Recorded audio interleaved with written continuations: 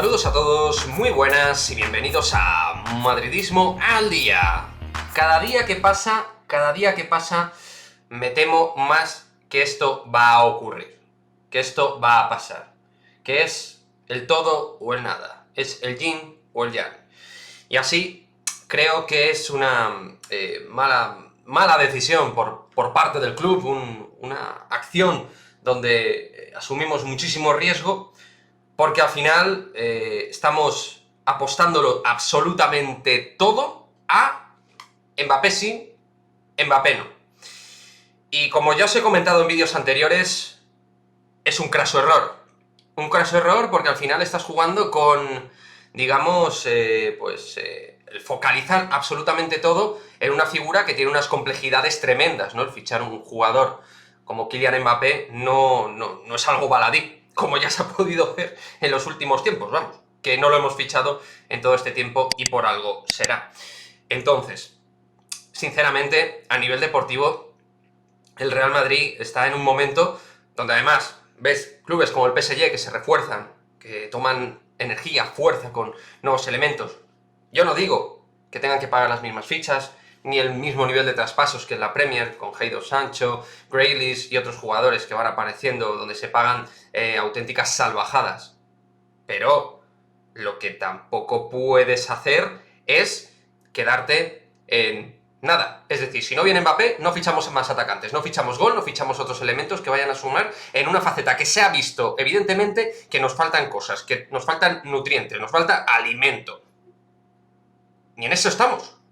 Ahora mismo, leyendo todos los rotativos, todo lo que se comenta, se informa, todos los que son palmeros del Real Madrid, todo lo que son periodistas cercanos al Real Madrid, todo lo que se comenta es o Mbappé o nada.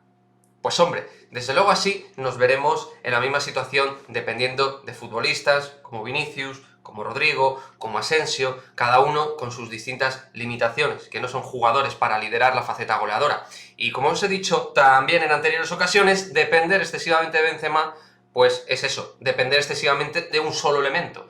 Y el gol tiene que ser algo repartido, al menos, yo que sé, por dos futbolistas, que sepas que si el uno no está, estará el otro. Y sobre todo, más allá de eso, más allá del gol, que nos falta gol, también nos falta talento.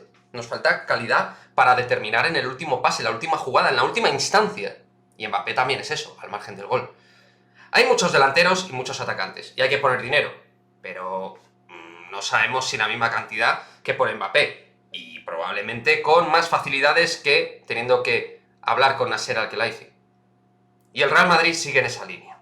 Pues hombre, yo sigo en una línea un tanto escéptica con respecto a las acciones y a lo que está realizando el club, o lo que se presupone. Se presupone, lo cogemos al final así, entre comillas, lo que se presupone que está haciendo el Real Madrid. Y el término ilusión, pues obviamente, como comprenderéis, así no lo voy a comprar. Los cedidos, jugadores que se renuevan bien, otros que no se renuevan tan bien, a mi juicio que no se deberían renovar de esa manera, otros sí, que están bien renovados, pero jugadores que entiendo que deberían dejar ya su camiseta al Real Madrid van a continuar, Marcelo, vamos a ver Isco, Bale. Es que me encuentro al final que tenemos la misma plantilla año tras año, prácticamente la misma plantilla. Y el Real Madrid necesita un lavado, necesita lavar el coche. Ahora mismo el coche huele, pues, a mentolado, chico, huele a mentolado, huele a coche un tanto antiguo. Huele, pues, ambientador antiguo. Y sí, es muy bonito, es precioso, pero necesita unos arreglos. Y esos arreglos no dependen solo de una pieza. Hay más piezas en el mercado. En fin, que vamos a ver qué es lo que hace el Real Madrid, pero desde luego yo quería demostrar en este vídeo mi descontento con respecto a la política del club que parece que quiere llevar con respecto a Mbappé. Es el comienzo y el fin de la política de fichajes.